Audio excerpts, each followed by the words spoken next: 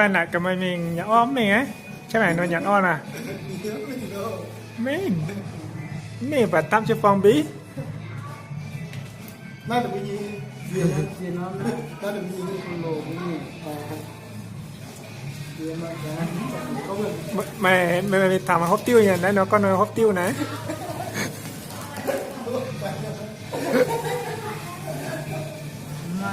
không bao hết chuyện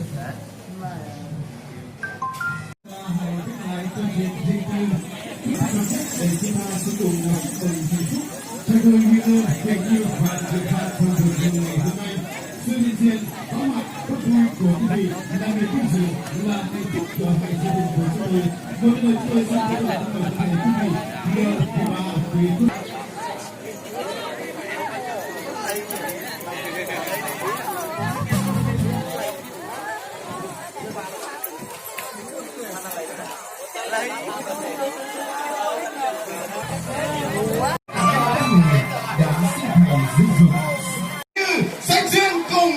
anh chàng đấy rồi bành bao Thiệu Phong cùng bước lên sân khấu. Xin quý vị hãy vang lên một tràng pháo tay để chúng ta cùng đón chào đội Uyên Ương.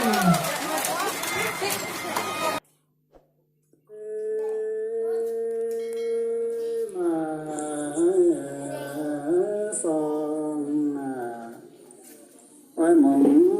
khu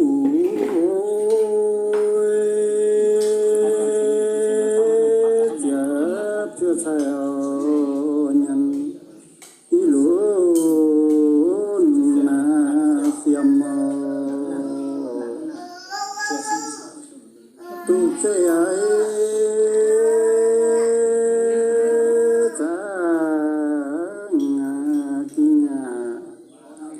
còn phiền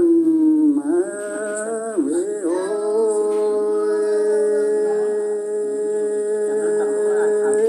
điều gì phải pin pin liễu khao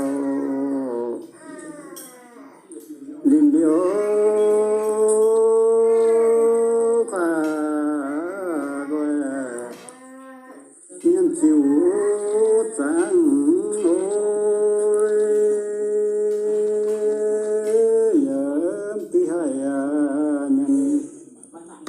mai về phiêu sinh yun ấy ta na kinh na mai vẫn về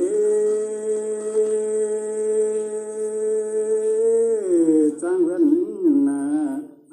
xe nhân luôn ô phiêm mô cả tình